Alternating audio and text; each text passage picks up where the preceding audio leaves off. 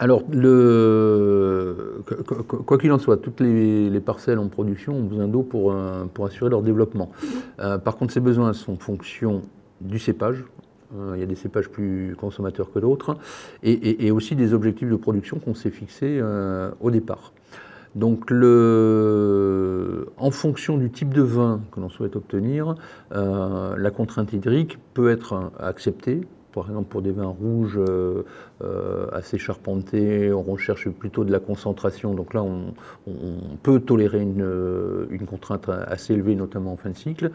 Pour d'autres produits, style les rosés, enfin, je prends l'exemple de la Syrah, des contraintes trop fortes ou trop précoces peuvent, entre guillemets, nuire au profil de vin obtenu. Donc voilà, là sur le domaine, on s'est doté d'un outil qui permet de connaître à tout moment l'état de contrainte hydrique de la parcelle. On a donc deux possibilités.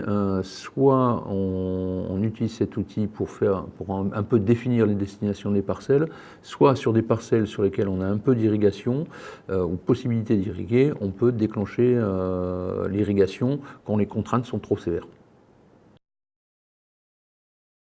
Donc en pratique, sur comment ça marche, on a une première phase de paramétrage finalement du modèle dans lequel on va créer des parcelles et y associer un certain nombre d'informations, donc comme le cépage, comme l'interrant, est-ce que c'est enherbé ou pas, est-ce qu'il y a de l'irrigation, quel est le type de sol, plutôt sableux, plutôt argileux, etc., qui vont permettre finalement au modèle de calculer la réserve utile de la parcelle.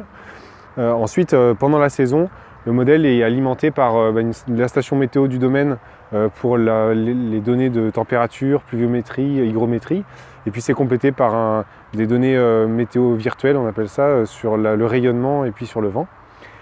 Et donc voilà, ces éléments-là permettent au modèle finalement en temps réel de donner un indicateur du stress hydrique ou du statut hydrique des parcelles. Donc comme on peut le voir sur cette parcelle-là actuellement. Et puis, en fonction des pratiques d'irrigation, finalement, sur cette parcelle-là, elle est équipée d'un compteur d'eau connecté qui renvoie automatiquement les pratiques d'irrigation, donc les quantités d'eau qui sont apportées sur la parcelle, pour éviter les saisies finalement manuelles et de le renseigner automatiquement et permettre à l'outil d'être toujours à jour.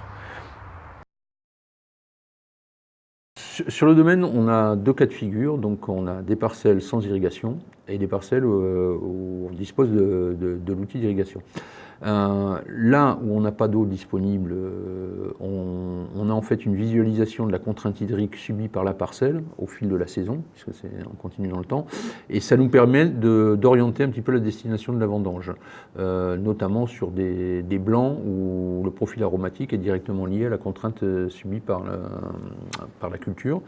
Sur les parcelles irriguées, donc cet outil nous donne toujours à l'instant T un état de la contrainte hydrique, donc avant irrigation, après irrigation, et ce qu'on observe sert de discussion et de choix, de décision sur les pratiques à poursuivre ou à corriger. Et ça, c'est des discussions qu'on a régulièrement avec les techniciens conseils, mais on a une base